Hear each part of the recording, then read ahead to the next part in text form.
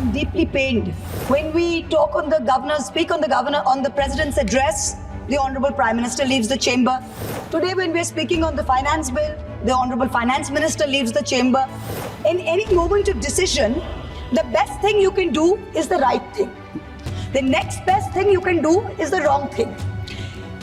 And the worst thing you can do is nothing. The Honorable Finance Minister has made a mockery of the people of India in this union budget by doing absolutely nothing. Honorable Chairperson, sir, my respected colleagues, I stand here today on behalf of my party, the All India Trinamool Congress, to speak on the finance bill. Madam, I have to say I'm deeply pained at the very onset. I must point something out. When we talk on the governor's, speak on the president's address, the Honorable Prime Minister leaves the chamber. Today, when we're speaking on the finance bill, the Honorable Finance Minister leaves the chamber. We members of the opposition are deeply pained by this. We hope that the government will take notice of our pain and be present in the House each time that we speak on relevant issues. Theodore Roosevelt, the 26th President of the United States, had said, in any moment of decision, the best thing you can do is the right thing. The next best thing you can do is the wrong thing. And the worst thing you can do is nothing. The Honorable Finance Minister has made a mockery of the people of India in this union budget by doing absolutely nothing. Whatever little changes are there are regressive and ill thought out.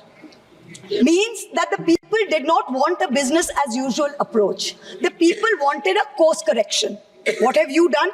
You've not listened to the mandate.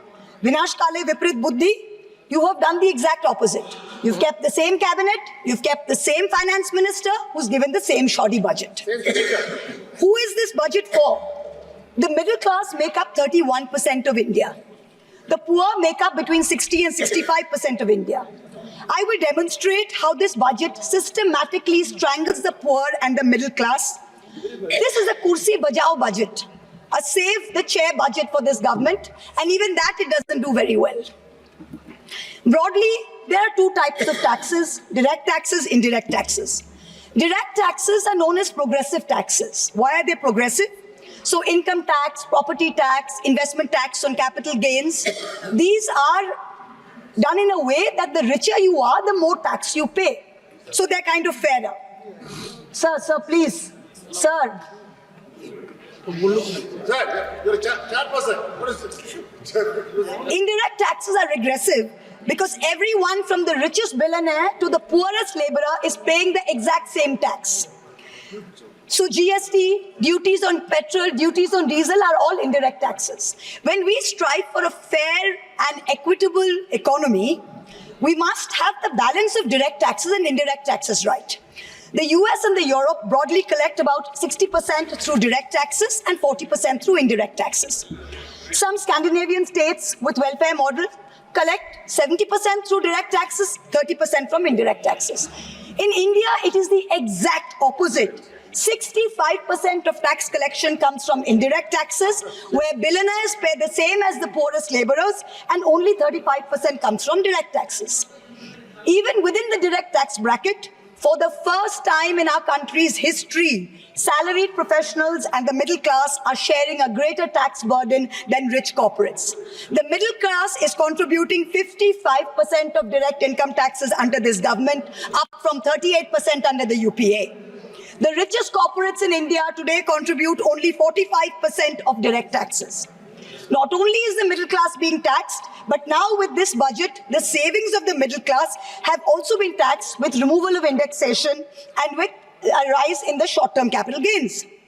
Investors who've made more than 11% return, we've done the calculation, that's about the threshold rate. If you have made more than 11% returns, so if you've made higher returns, then this new tax regime with the removal of indexation has happened is good for you. Now, people like our parents, pensioners, salaried middle class, risk-averse people who invested in gold, in property, in debt mutual funds, the removal of indexation has harmed them disproportionately.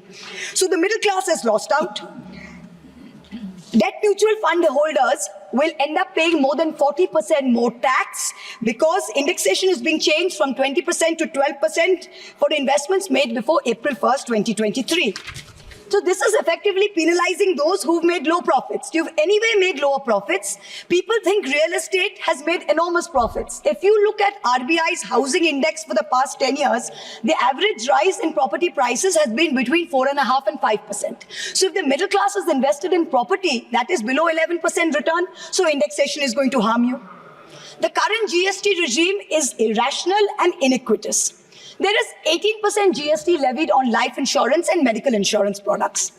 The Honorable MOS Finance yesterday on Monday told this House that the government has collected 8,263 crores as GST on health insurance for the fiscal year 23-24 alone. This is blood money. हमसे जुड़े रहने के लिए हमारे YouTube channel को subscribe करें और नई वीडियो की नोटिफिकेशन के लिए बेल आइकॉन को दबाएं।